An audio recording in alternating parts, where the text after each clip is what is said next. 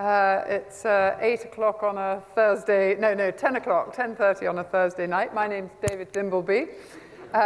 Welcome to Question Time, brought to you this week from Lecture Theatre B at the University of Manchester. And you can follow us on the conference app or by using the hashtag AUA 2018 QT.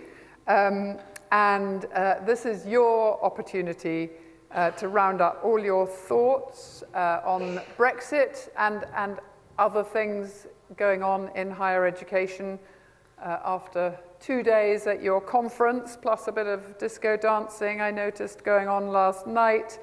A really successful AUA 2018 annual conference. Now, to help us collect our thoughts, we have a distinguished panel of guests who I'm going to introduce. So firstly, Liz Bromley. Welcome, Liz, Deputy Vice-Chancellor at the University of Central Lancashire. Liz has got a 25-year track record in higher education, including at the Open University, at the AUA itself, at the Universities of Salford and Goldsmiths. And her background is in a wide range of areas: student support, employability, business change, service delivery, and so on. She's also a fantastic champion for women in leadership, and she still has one of her five children at university. Now, Liz, your biography cites your sense of humour as a key component of success and survival in the sometimes messy world of higher education. Have you found anything to laugh about in higher education post-Brexit? I find myself laughing at higher education in the post-Brexit world most days. Yes, the drive into work is always one of new adventure and challenge.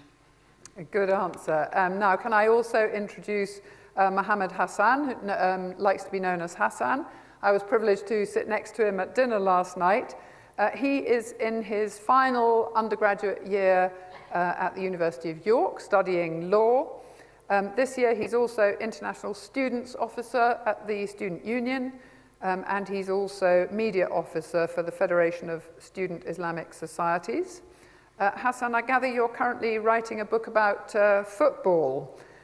Now, will Brexit mean Britain is ejected from UEFA? Are we facing Bruefa as well as Brexit? Depends if you're talking about Britain or there's a distinction, England and Britain, and there's so many distinctions. Football will probably survive, let's face it.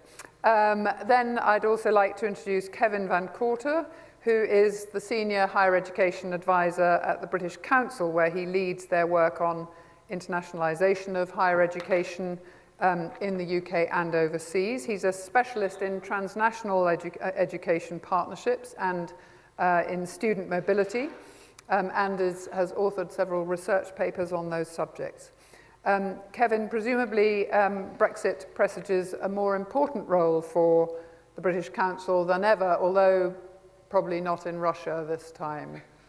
I think that's true. I think our days are numbered in Russia, absolutely. And finally, Professor Rob Ford, who's Professor of Political Science here at the University of Manchester. His principal areas of interest are public opinion, electoral choice, and party politics.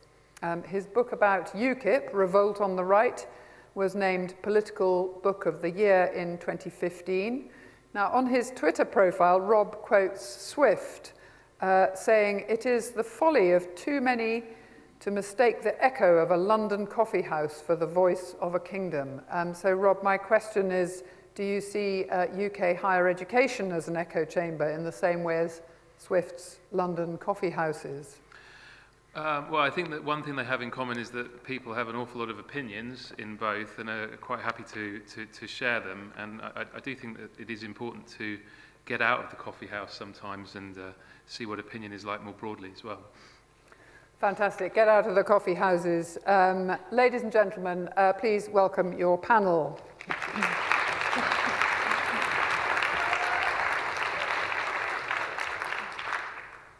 Right, I'm going to slightly go off script and start the ball rolling by asking each panel member to just set us off quite quickly with one really positive opportunity or positive aspect of Brexit for higher education. Rob, do you want to start us off on that one?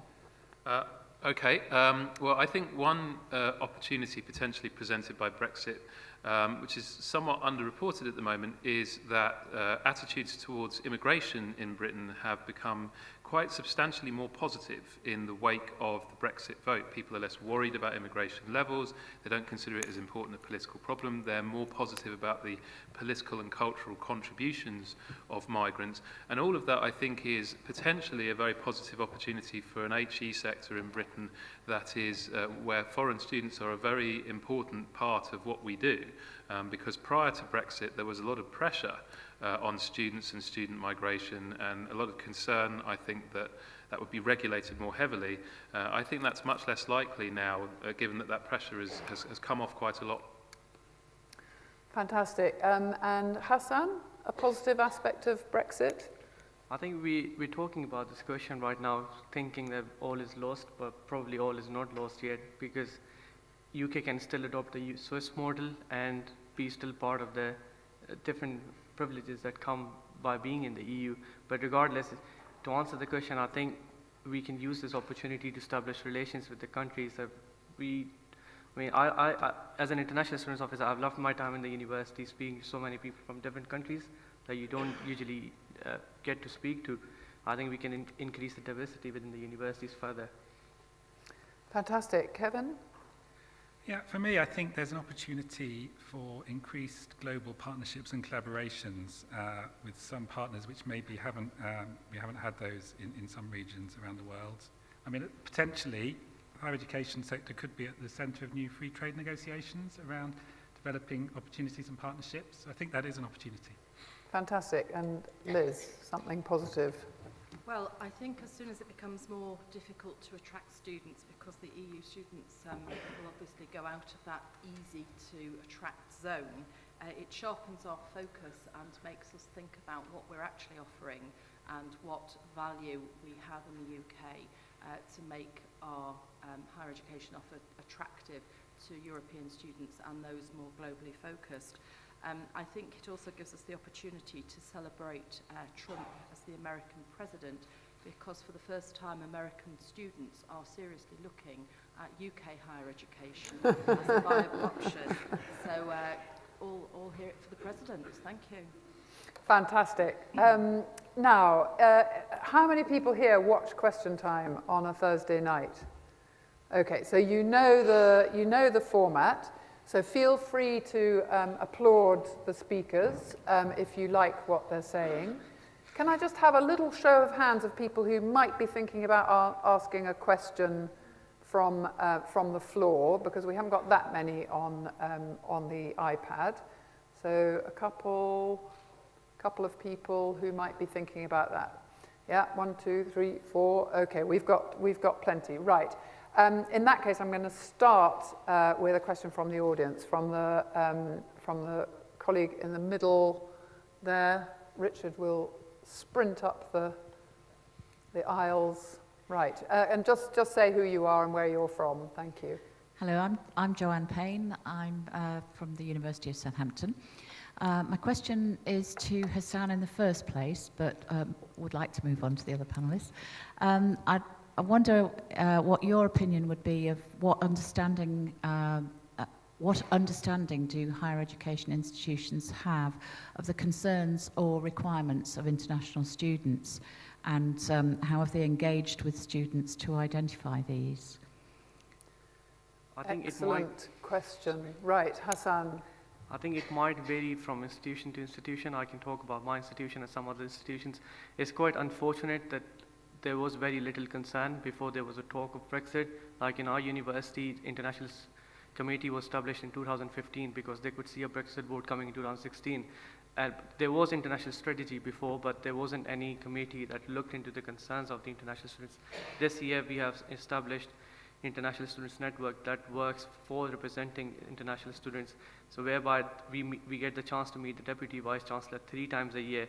Now I know this is happening because they are concerned about the international students, but where was this concern before the Brexit? So there is a lot more that needs to be done. And Hassan, there's a lot of talk in higher education about value for money. Most international students pay quite a lot higher fees than home students. Do international students worry about value for money when they're studying in this country? They do, definitely, but a big problem with value for money is it's very subjective. It's very different for one person to another. Like when I came to the UK, I was hoping that after paying £15,000, I would at least get the sports facilities for free, but I had to pay for that, so that's value for money for me, but it could be different for someone else. But definitely, we are very concerned about value for money. I think, like recently in the strikes as well, we had like loss of teaching hours. I don't know how it's going to be compensated, but it's a very big concern, definitely. Yeah. And Kevin, your work with the British Council, your kind of, in effect, part of your role is to sell the benefits of UK higher education. What are your perceptions of how well UK universities understand the concerns and needs of international students once they get here? I think it's generally a good picture. I think from surveys we do overall, looking at the views of international students, they generally, when they go back to their home countries, have a positive experience of studying in the UK. So I think there's, in general terms, there is a view that the experience was worthwhile, was value for money. But that doesn't mean that there aren't individual issues, and I think they are quite significant in some for some students. I think UKISA does a great job in this area, supporting students and giving them the information they need. And we try and give as much information as possible pre-departure about some of these issues for students before they come here. So, but generally, I think the perception of UK higher education is still very strong among students and among alumni. But we are losing market share, if you like. The numbers coming to the UK are in decline. That may be partly because of this issue, but there are lots of other issues that are impacting on that. So you can't necessarily say it's because of the experience here. Right, and before I come to Liz and Rob, are there colleagues in the audience who are working in the area of international student recruitment? Okay, anybody like to comment? Would you like to say your views? I'm going to pick on you if you don't put your hands up, so you may as well get moving, guys. There was a colleague in the third row from the back, Richard, who works in international. Are you okay to make, oh no, she doesn't want to take off. Okay, save your comments for later. Liz, you give us your views. Sorry. It's a warning though, put your hands up, guys, otherwise I'm going to pick on you. I came back just yesterday morning from 10 days in China, and in Beijing I was told that 13 million Chinese students return to China each year, having had an overseas education. And the Chinese view is that education outside of China is nothing but an advantage for China when those students return with that global knowledge and understanding that they've gained. It is without a doubt that our international students boost the declining UK student recruitment numbers that some of us face. And I think therein lies the dilemma that they're a marvellous cash income stream, but actually their expectations have to be met if we are going to keep them satisfied and feeling that they return to their countries having had a worthwhile experience. And I think we have to be very careful as institutions not to be so self-confident of the value of our education that we forget the mix of cultures and expectations and ways of behaving that we have to understand and support while we have international students studying on our campuses. And certainly in the years when I was at Salford and Goldsmiths, we had a real emphasis on looking after students who couldn't return home at Christmas and Easter, because it is very lonely to be in a university during Christmas and Easter. And it's also very important that we recognise and celebrate the different events that those students will be missing because they're in the UK and not at home, like Chinese New Year or Eid or whatever the celebration is. So I think if we're to continue to take advantage of the international market, we should be putting ourselves into the mindset of those willing, enthusiastic, ambitious young people that come to the UK, and make sure that we have adapted ourselves so that they feel truly welcome and they go back as our ambassadors. You know, alumni are free of charge, so influential ambassadors in their hometowns, and really say that UK higher education is value for money and it is worth the next generation coming this way. Thank you. And yeah, good. Yes, let's have some audience participation there. Rob, do you teach you teach politics, don't you? Yes, I do, and yeah. presumably to a lot of international students as well as home. Yeah, well, the politics department here is very international, yes, particularly Yeah. our And master's program. what's your experience of how the international students feel as part of the student body here in Manchester? I mean, I can only offer the very limited subjective experience of one teacher who teaches a couple of courses, but in general, I've found that they have been very positive about the university and about Manchester as a whole. I think we're quite lucky here in Manchester in that it is a very big university and a very big, diverse city, which means that international students from quite a range of backgrounds can find themselves fitting into networks and communities perhaps more easily than they can in some places that are smaller or more isolated. So I think that the process of adaptation is perhaps a little bit easier here. But in general, I've found that they have been excellent students and very happy to be here and with what we offer here. I think it is true that there are sometimes issues with culture and expectations. I mean, I teach an elections course, and I remember once there was a Chinese student on that, and I was talking about media and politics, and she had to sort of quietly say, well, actually, we can't do that in this way in China. Yeah. So sometimes you have to be sensitive to things like that. But they all come eager to learn. They're interested in not just the British university experience, but Britain more broadly. Excellent. Right. Anybody want to comment on international students' experience? Yeah. Okay. Yeah. Hi, sorry, it's only me who could see that it was you. My name's Polly. I work at City University. I was just going to feedback. I worry that there's a danger that the UK will become a little bit complacent, because when you look at all of the graphs and things, and we're still the second most popular country for international students, and you commented that perhaps people are less keen to go to the US at the moment for certain obvious perhaps reasons. But I went to a conference in Latvia last year, an Erasmus conference, and there were quite a lot of institutions there who are starting to teach in English, so they're teaching courses with the language of instruction being English. They're charging far lower fees than the UK is charging, and there was a colleague from a university in Austria that said, we're offering a bilingual experience, the UK is offering a monolingual experience, we're offering teaching in English, which is, you know, everybody's second language, plus they get to learn German while they're here, and I am worried that Britain could sort of sleepwalk into dropping down that table because we're still so much further ahead. So that's just something, sorry, that was a bit negative, just something to bear in mind. No, and I think you're absolutely right. More and more universities are offering English taught classes and genuinely to compete for what's seen as a kind of an export industry. Anybody on the panel? Yes, Kevin. Yeah, I think that's absolutely right. If you look at the figures, we are losing market share quite significantly. It looks like we might be fourth or fifth in terms of the number of international students totals, down from second in the next 2 to 3 years. So Australia is likely to overtake us, Canada and China. So I think you're absolutely right. But they're all, you know, the first two of those obviously are English-speaking countries, you know.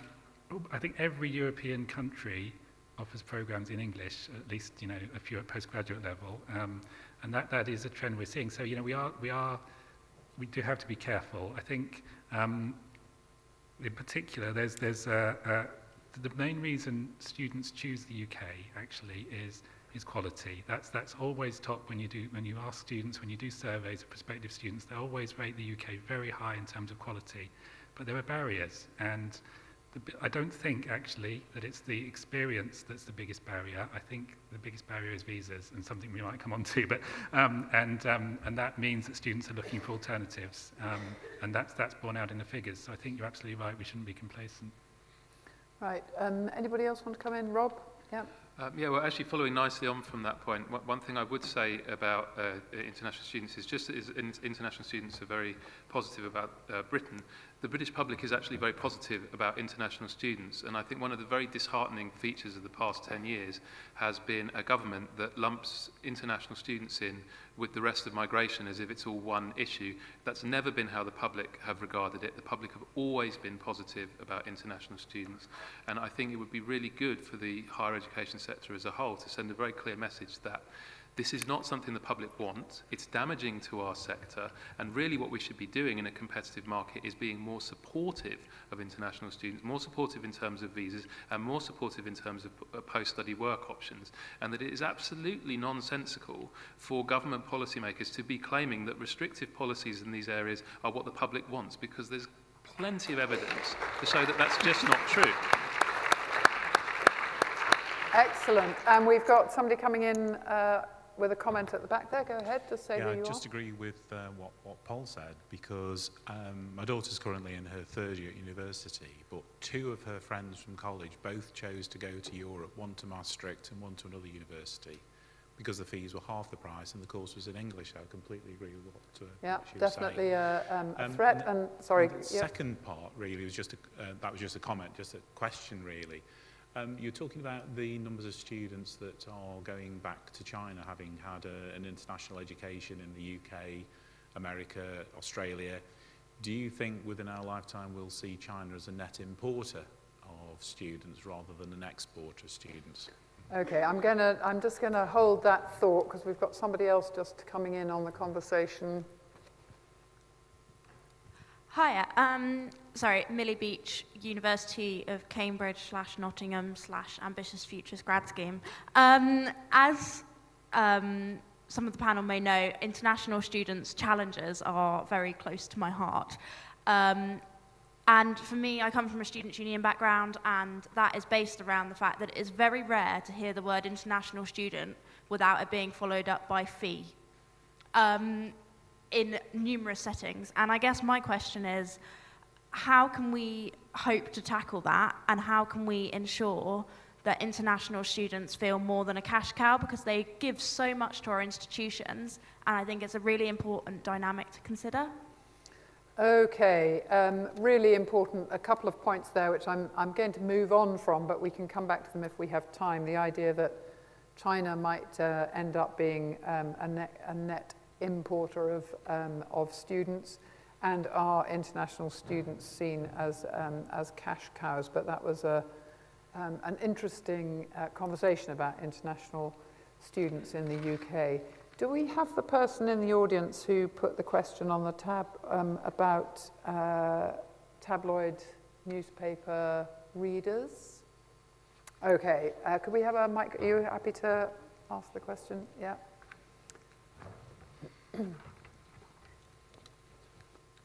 Hello, John Baker from London South Bank University.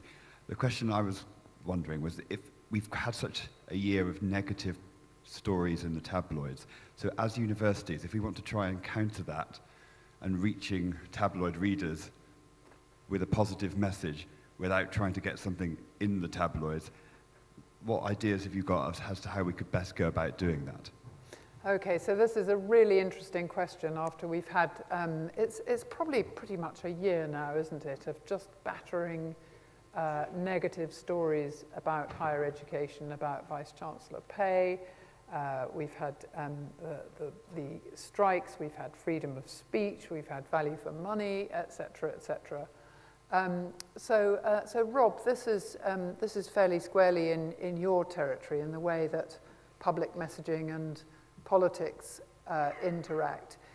If you were the president of UUK for the day, what would you be telling the staff to do in terms of trying to turn this negative messaging round for the university sector?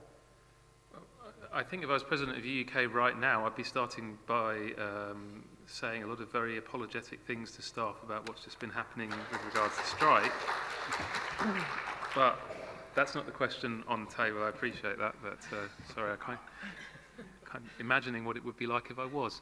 On this issue of the university's public image, I think we are too reticent to make the case for ourselves, and I think that it's potentially an argument that we could win relatively easily, because when you look at what the public think of universities and academics, they are very, very positively regarded. They're very trusted. They are regarded. Michael Gove's claim that the public has had enough of experts, that's simply not the case when it comes to university academics. They are regarded as a trusted source of information. Their reputations are very high. So if the universities were to come out and say, this is what we do and we're proud of it, and here is why we think these stories are mistaken or misleading, I think, on the whole, the public would side with us over tabloid media journalists who, when you rank careers according to trust, come right near the bottom, where we're right near the top. So, you know, it's, in a sense, a fight between a heavyweight and a flyweight in terms of public trust, and therefore one I think we could win. And I think we've been too reluctant to have that conversation, and as a result, what we do has been politicised without us defining the terms or responding to the way in which it's been politicised. So I think we should be more robust in our response. Excellent, and I think it would be nice to see some Vice-Chancellors on Question Time, on the real Question Time panel, for example, prepared to defend themselves. Now, we've got somebody up here who's going to come in on this subject. Just say who you are. Hi, my name's Usman. I'm from Goldsmiths, University of London. I remember somebody said that in the panel, I think it was Rob, who said that we need to get out of our coffee houses. My question is the problem in higher education that we're stuck in the ivory tower? It's a bit provocative, can I just check, is this a new question, or are you still contributing to the debate about higher education reputation in the public domain? It's sort of similar. Okay, Sorry, yeah. Okay, keep going, just checking. Oh, sorry, that was my question. Okay, just to sum up again. So you want the panel to comment on whether there's too much of an echo chamber for higher education. Not so much an echo chamber, but just in the sense that we're not are we engaging enough with local communities? Are we getting, our academics getting out there? Is research being sort of publicized widely enough? Is it accessible? All these kind of different variables that are happening, and it definitely is worth a question that does need to be asked. Okay, that's excellent. So Liz, I'm going to come to you next, and this idea that we need to engage more in the public domain, to have more positive messages in the tabloids, in our local communities and so on.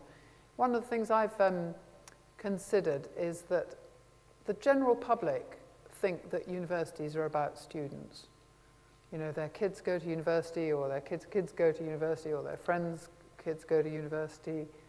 And for me, the university sector does too much going on about how brilliant, undoubtedly brilliant it is on research and economic impact and so on, which I think those are arguments that have already been won in the political domain, and actually we don't talk enough about what we do for real people studying and taking on student loans, yes, but what we do for them. Liz, would you like to comment on that aspect?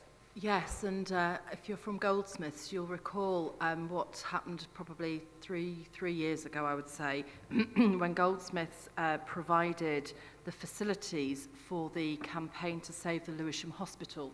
So the university became not part of the campaign in terms of vocalising the arguments, but certainly in terms of providing the facilities which the local community would have had trouble funding and would have had trouble sourcing from somewhere else. So I think Goldsmiths is an example where the tower is not of ivory, and indeed the university is rarely seen hiding behind it or inside it. But to go back to the question about, so what would the story in the tabloids be? It reminds me very much of the time that I was at Salford, when I had the joyous task of dealing with naughty students who had done things like switching off fridges and spoiling all the food inside and breaking things and not doing the things that we were expecting them to do. And at that time, we gave them the option of providing some redress for their bad actions by engaging in local volunteering. Now, the plus in this was that the complaints invariably came from residents who were student neighbours, who were the neighbours of the student accommodation blocks in Salford. So I set up fairly good links with the local community who would complain of students trampling on their flowers or leaving broken glass on the pavements and what have you. So having caught a naughty student or two, we would give them the option of getting into the volunteering scheme and paying something back to the local community. Now, that might seem rather superficial, but a number of those students learned what it meant to live in the local community and what it meant to suffer from deprivation and perhaps be homeless on the streets of Manchester. And they started to think quite differently about their role as students and their roles as being part of the community from the Salford University perspective. And I think those are the sorts of stories that have a human interest element to them, but also demonstrate to the tabloid readers that students aren't just a bulk commodity. They are made up of real people who've got their own stories and their own interests. And I think when we were scrabbling round for examples of impact for the REF 2014, some fantastic stories came out about what universities were doing that was having an impact on their local community, whether it was opening doors for lectures that engaged people who couldn't otherwise engage with education, or doing practical things like the Lewisham Hospital campaign, which I mentioned earlier. And I think if we started from the point of what do we do that's outside and different from education, but makes us a good civic partner or a good neighbour or a good source of human endeavour and interest, then we might get some really rich stories onto those tabloids that would make us the face of higher education and real people. Fantastic. Anybody else want to come in on this reputational? Is there somebody in the middle? We'll get a microphone over there, pass it along. So we're still trying to think about how the higher education sector can turn around this incredibly negative public exposure of all its weaknesses, if you believe them. Go ahead. Thank you. Kai Whitehouse, University of Cambridge. I wonder what the panel's thoughts are on the changing public perception of the value for money, if you like, of universities. Particularly in terms of a trend towards more negative stories since the taxpayer has actually stopped paying directly, which seems a somewhat bizarre volte-face, and I wonder if people think that ties in.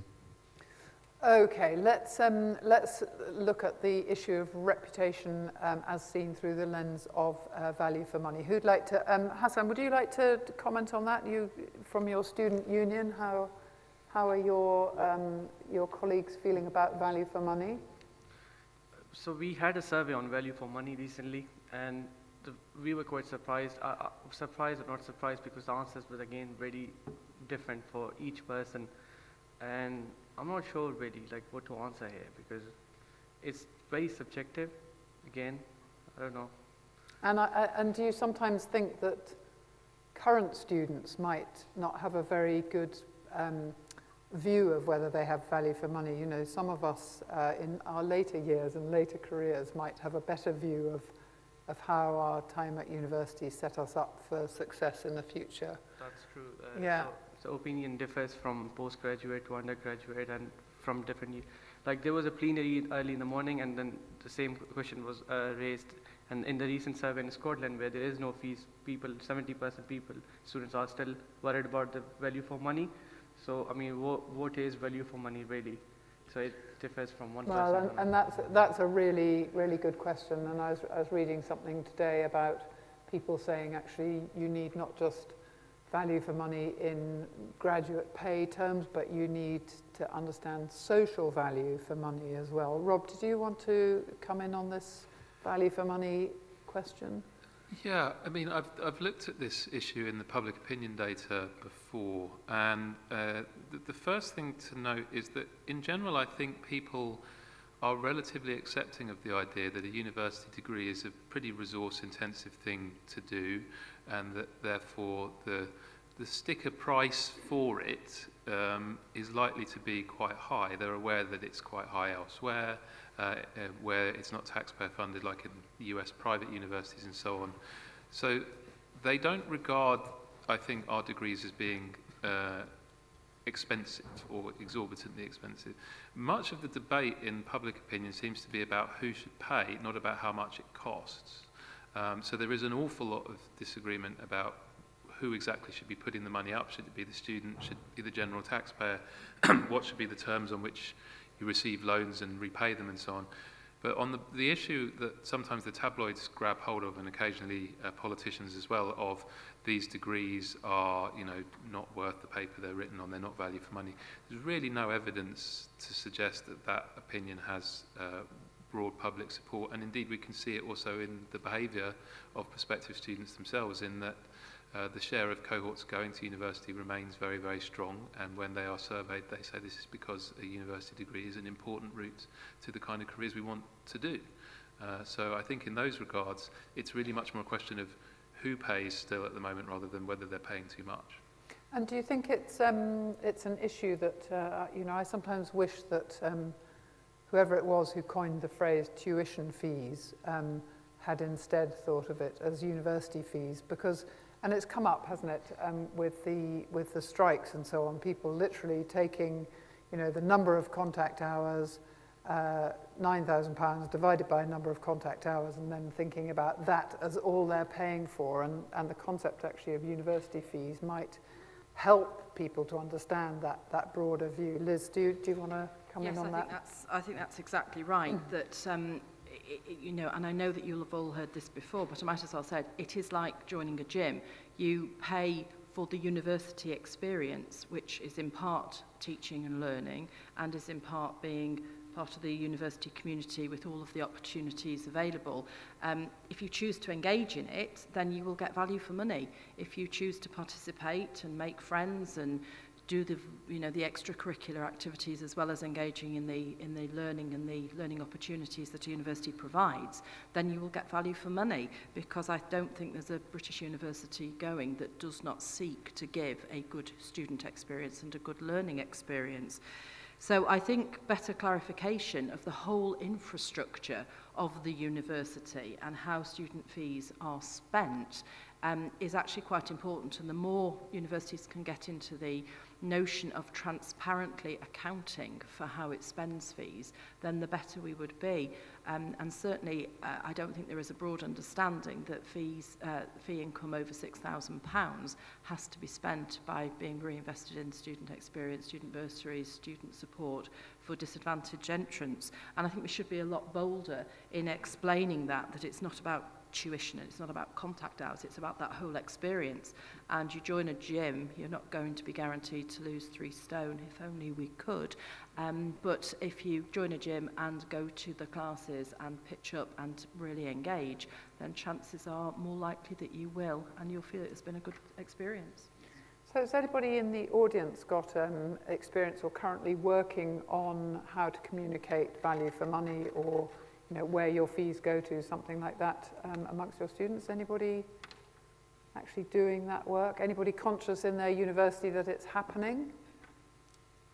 Okay, it looks like not. Kevin, is this something that you think is important for universities to address? Yeah, absolutely. And I just wanted to make a comment, really. I think when I spend a lot of my time explaining the UK higher education system to overseas delegations, to university leaders and policymakers around the world, and it's always quite difficult to try and get across the concept of what UK higher education is supposed to be for. I mean, in many ways, from an overseas perspective, everyone reads the Times Higher. People overseas can see the commentary around the way in which UK higher education is going, and around the policies that are being adopted. And things like the TEF and, outcomes-based approach and, measuring salaries as a way of measuring quality, these things all filter out to sort of our counterparts around the world. And in many ways, I think people see UK higher education as quite utilitarian, whereas, particularly, say, in Eastern, Central, Southern Europe, there's a very different view of higher education. So I think it comes back to this, the idea of media as well, and we have to be careful about what we're saying in the UK and how that's interpreted overseas, actually. So that was just a comment. I think it is obvious that UK higher education is going in a certain direction, which is quite different from many other higher education systems. And can I just also comment a bit on just going back a bit to some of the sort of media issues and what we could do. I think from an international student perspective, and changing perceptions, we've been told they're already quite strongly favourable towards international students. But I think, for me, what we need is a national strategy for international higher education. We currently don't have one. I think we should involve all UK government departments, emphasising the benefits of international students to the UK. I think that would be a positive message, which would help improve relationships. Yeah, excellent. Now I'm going to come back to can we have a microphone back to the questioner on this, because we want to know what you think we should do to reach the tabloid readers with more positive messages about higher education. So, Richard, can you just bring the microphone back? This is what David Dimbleby does, so that's what I'm doing, okay. I mean, I think word of mouth is the most effective referral tool and conveyor of narrative. And so the more we can do to connect our staff and our students to their communities, that will carry the message forward more effectively, because it's direct, there's no filter in between. Yeah, and student loves university and gets good degree is never really going to hit the headlines, is it? That's the trouble, and actually that connection of getting students out into the communities, a lot of universities do fantastic work there. Right, I'm going to move us on to another area. Is the person who was interested in portfolio learning, is that person here somewhere?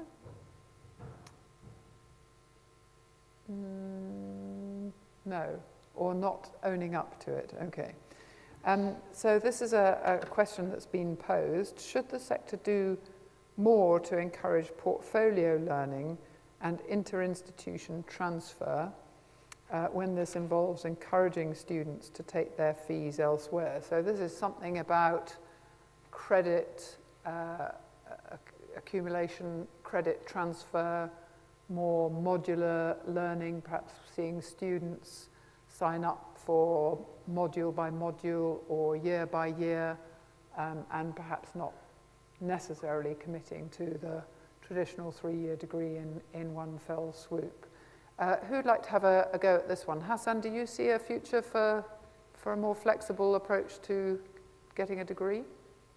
I'm not sure if people agree with me, but I think it would be a really good step forward, because it might vary from one course to another. But me doing law degree, when I apply to law firms, they don't ask me how much legal knowledge I have. They ask me how much transferable skills or commercial awareness I have. And if you see the statistics within the law firms, they have 50% law graduates and 50% non-law graduates. Those non-law graduates, when they want to practice law, they do 1 year of conversion course, which shows you that you can do law in 1 year as well. So I don't know why we study for 3 years, but so it could be cut down to 2 years or 1 year as well.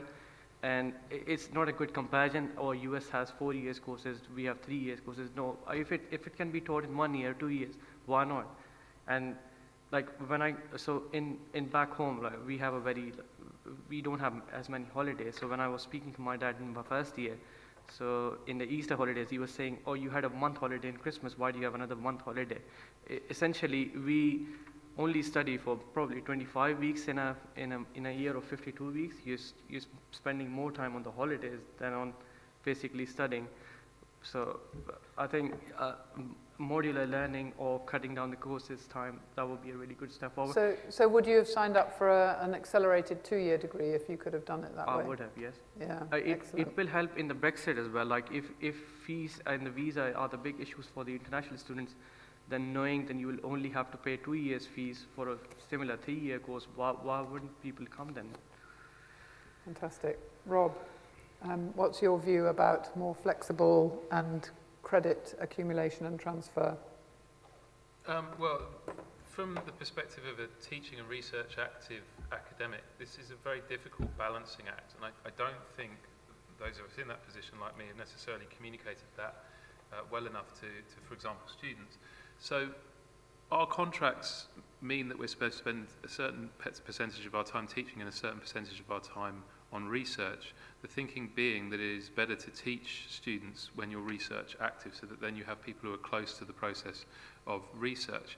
Moving to a more teaching intensive model, which people like Andrew Adonis have been also calling for, I can see the logic of it. I very much agree with Hassan's points that there are many arguments that can be made for it from the student's perspective, but it means a very different model from the perspective of those who are doing the teaching. It would mean that there would be some people who just teach full-time, which would mean that they would be more distant from the research, and it would mean, given the way status hierarchies work in academia, that you would have a two-tier higher education system. You would have two tiers potentially within universities, you'd have two tiers between universities, between departments. So that is something to bear in mind when considering it as a possible reform. It would be disruptive. I think modular transferable stuff is probably less disruptive in this regard than moving to a full-year teaching model. That brings its own challenges, but we've managed those with, for example, things like Erasmus. So I think that that could be done more easily than to move to a full-year teaching model, where I do see the positive arguments for that with regard to students, but I think it is a very different model of delivering higher education systems to the one we've traditionally used. Liz, what would be your view? Well, I think that higher education is generally entering unknown territory. Every day, new challenges come up to make us think, oh, crikey, how are we going to manage that? But we already have international agreements where students do 1+3 years of study, 1 year here and 3 years in China or overseas elsewhere, or 2+2. And whilst I certainly would not want to move to a model that was a free-for-all, I think the notion of British universities collaborating with each other so that they did have these articulation agreements or accelerated degree options or flexible learning through online modules as well as face-to-face learning may well do quite a lot to answer some of the questions that are being posed to us at the moment about being a responsive sector and guaranteeing student satisfaction and indeed, dare I say it, value for money. The thing that worries me is that the student who hops between years or what have you is not going to create that sense that we've alluded to earlier about the alumni.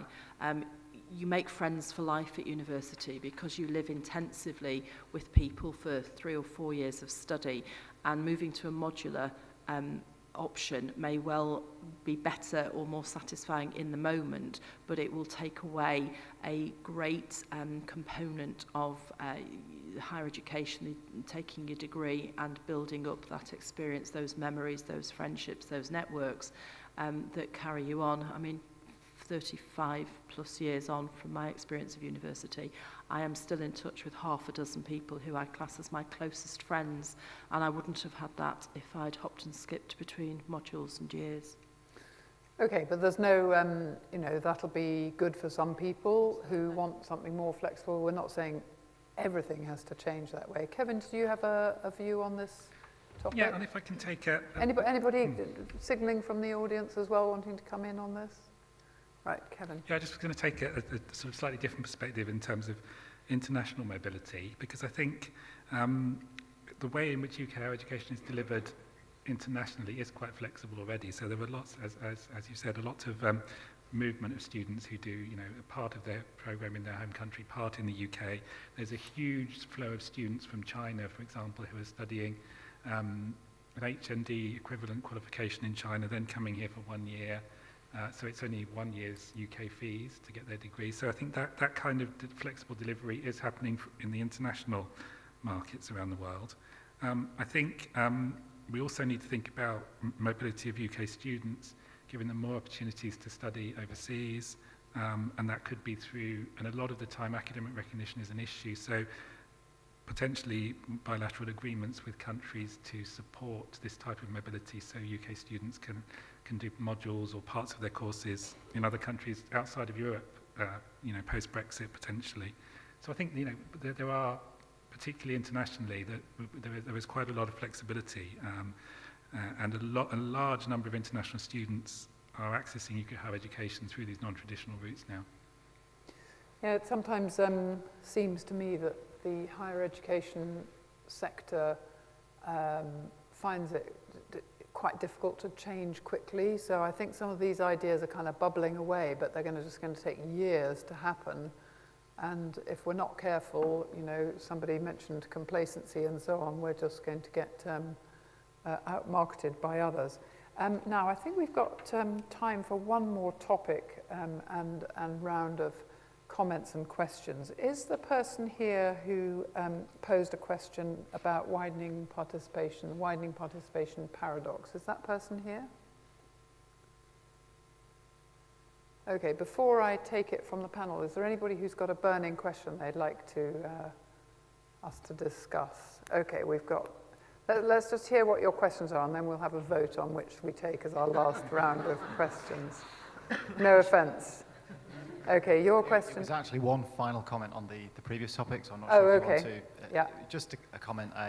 Having previously taught for the Open University and also taught North American students, where there is that flexibility and modular system, I think there's a trade-off about completion rates. And I think one of the advantages of our system is that there's a lot of disciplinary control over the degree when you get through it. I talked to North American students who've been at university for 5 years. And you'd ask them what they were studying, and they said, "Oh, I haven't declared my major yet," you know. And then maybe 10 years they're still there, and they've not graduated. So I think that there's a danger of flexibility. There's a trade-off as well. Yeah, indeed. Thank you for that. That's a really important comment. If you make it too easy for people not to get on with and finish their degree, that could be a downside. Right, were you going to propose a topic for our last? Yeah, but I'm interested in WP, so I don't really mind if we do that as well. I was going to ask about the gender pay gap. Especially in the context of, it came out, I think it was yesterday, the day before, University of Cambridge, 15% pay gap, median earnings hourly amongst staff. So we kind of talk a lot about the gender pay gap, but then our universities themselves have got a significant pay gap with staff, and then we've got majority female students, graduates, and yet there's a significant pay gap even within the first year of students going into, or graduates going into employment. So how seriously are we actually taking the gender pay gap? So. Okay, well, that's such an interesting topic that I'm going to do a quick fire round on the gender pay gap, because I guess we could spend a whole question time session on gender issues. Liz.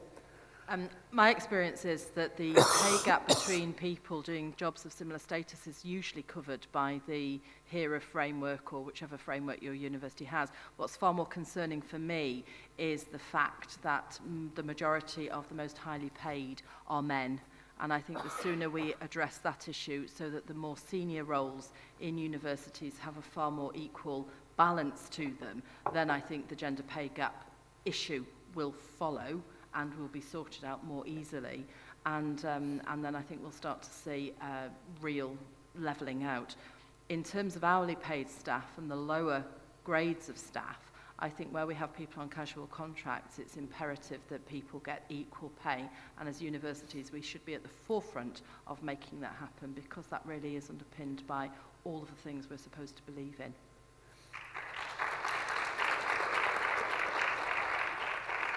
Rob? Yeah, well, actually, there's one particular aspect of this question that's a long-standing bugbear of mine, and it concerns student surveys and student assessments of teachers and lecturers.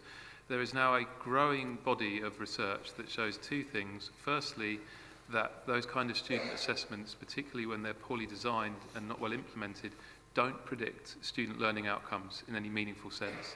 And secondly, they show very consistent patterns of both gender and racial bias. So the more we use those kind of poorly designed, poorly implemented survey measures, the more we risk objectifying and quantifying a pattern of gender bias that systematically disadvantages women and ethnic minority lecturers doing the same job to the same level, the same high standard as men, simply because students will judge them more harshly. And we should not do that. We should not be doing that at all. And we should be looking at completely changing the mechanism through which we design and implement those surveys. I've been saying this for years at my own university, and they still wheel out these surveys on every single course unit without any critical reflection as to what goes into it and what comes out of it, and that needs to change. Good point. And Hassan, any views yourself on gender pay gap? I don't have much to add, but I think it's quite surprising, like we still have this issue even in 2018 that we have. It's quite horrible, and one thing which I do find as an international student coming to the university is we often talk about diversity amongst the student body. We never talk about the diversity in the academics or the staff that works in the university. It's mostly people who are the same, and my lecturers is often the same people usually, you know, the same background. It's hardly from someone from a different background. I think it's something we can work on, and hopefully we'll resolve this issue really soon, hopefully. Thank you. And Kevin, just a quick... Yeah, I can't really comment on the university sector, but in the British Council, I think our gender pay gap is less than the University of Cambridge. I can't remember the precise, but we do have work to do as well in some of the sort of non-departmental public bodies, very much so. Yeah, it's interesting, and not to confuse equal pay with gender pay gaps, and I sometimes think that actually, although equality in the workplace has come a long way, we need better equality in the home, perhaps between the sexes. But I will move quickly on, and we're going to just do one last question, which I'm going to ask from the iPad. How can universities better confront the widening participation paradox where young people from economically disadvantaged areas are statistically least likely to obtain the qualifications necessary to get into university? Liz, would you like to kick us off on widening participation and what we can do if students are still falling behind basically in school, in secondary education, and stratified so clearly by economic background? So Liz first, and then Hassan, you can... Is this on national level or international level? Sorry? Is this on national level or international? Whichever way you want to take it, because the questioner doesn't specify. I think this brings us right back to what values university add to their local communities or to the broader society. I think universities ought to be doing far more work, or perhaps universities should be better resourced in the work that they already do in terms of outreach, so that kids at the ages of sort of 5 and 6 are getting a sight of what is possible in their futures, whatever their background, and their own ambitions and expectations are being put into their minds when they're still small enough to really have it hardwired into their system that if they want to go to university, it is an acceptable and realistic outcome for them. If they don't want to go to university but want to do a degree apprenticeship or something else, that's equally valid, but that they ought to have those options. And I think universities can work with schools in the early years as well as in the secondary years to ensure that young people and children have their eyes opened as to the art of the possible, and then we support teachers and indeed open our university doors for summer schools or weekend schools to keep that ambition rolling on, so that people from whatever background can have the same ambition and the same outcomes. Fantastic. And Rob, what's your view about prior attainment and widening access?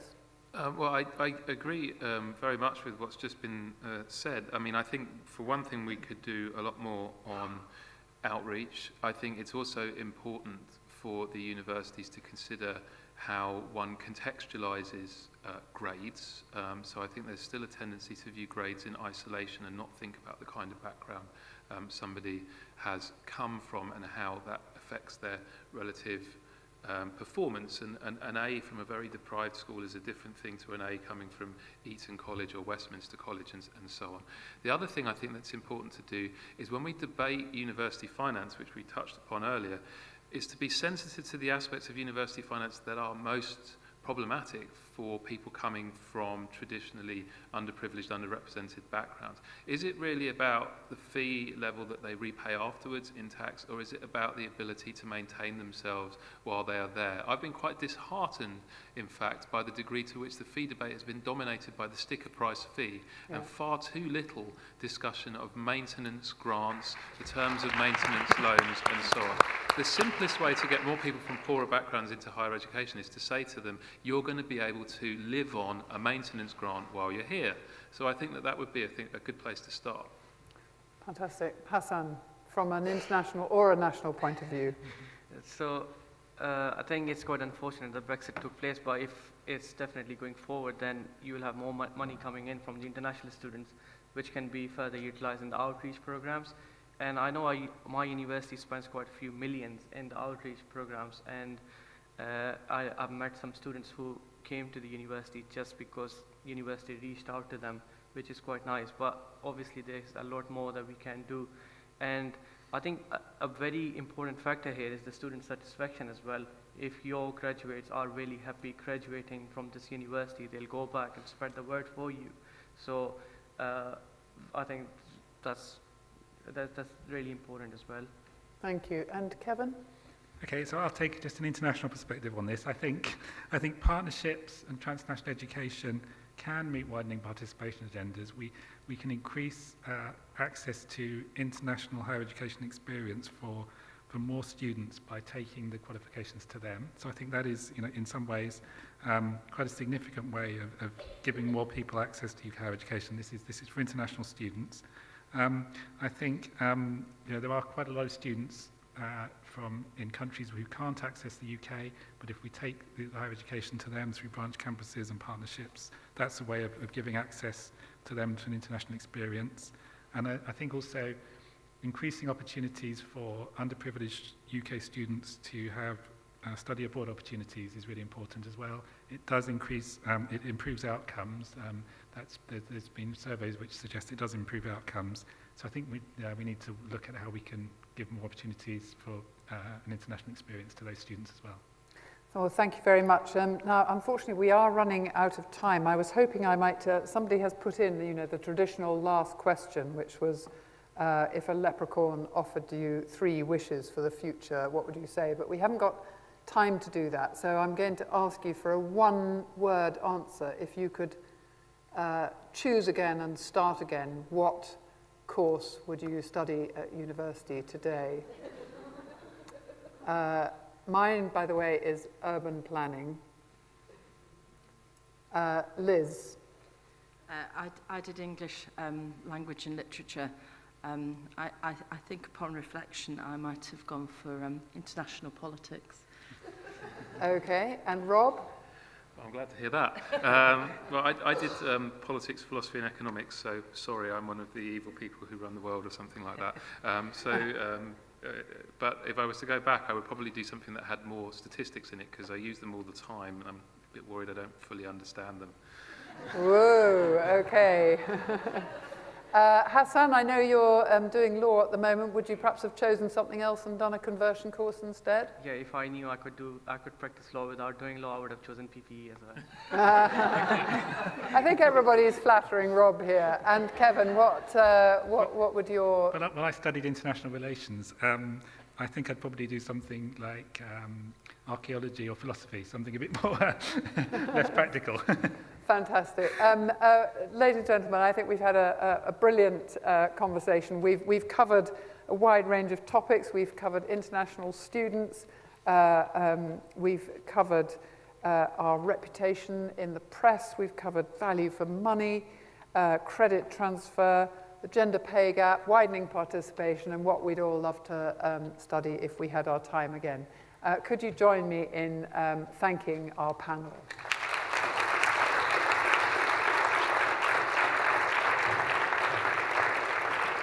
I was rather hoping I could get the music to come on again then, but it didn't work. But over to Sorry you. about that, Mary. Just a few moments of your time before you leave, and I know everybody will be dying to get off. Thank you once again to Mary Dimbleby for outdoing David. I think he's got a lot to worry about. and to the panel. That was fantastic and a great end to a great conference. So thank you all for remaining to the end and for enthusiastically asking questions. That was brilliant. This is my last conference as chair, so thank you for your support. But the future is bright. We have the annual lecture to look forward to. That will be in London, as Chris said, with Nicola Dandridge, and I urge you all to join in that. I'm amazed what a great conference it's been. Fantastic. So much energy, so much positivism in the face of a future that is still fairly cloudy for us. I want to thank everyone. I'm losing my voice, by the way, so it's not emotion, it's literally it's going. I want to thank everybody from the team, from the board, all the delegates, all the speakers, Mary herself, for everything that everybody has contributed to make what everybody is telling me has been a fantastic conference. You'll be glad to know I'm going to shut up now because my voice really is going. I just want to mention Chris. Chris Ince will be your chair from August. I'm going to be glad to be supporting him. I hope you will too. He's going to do a fantastic. Yeah. On that note, have a really safe journey home. I may not be speaking by the end.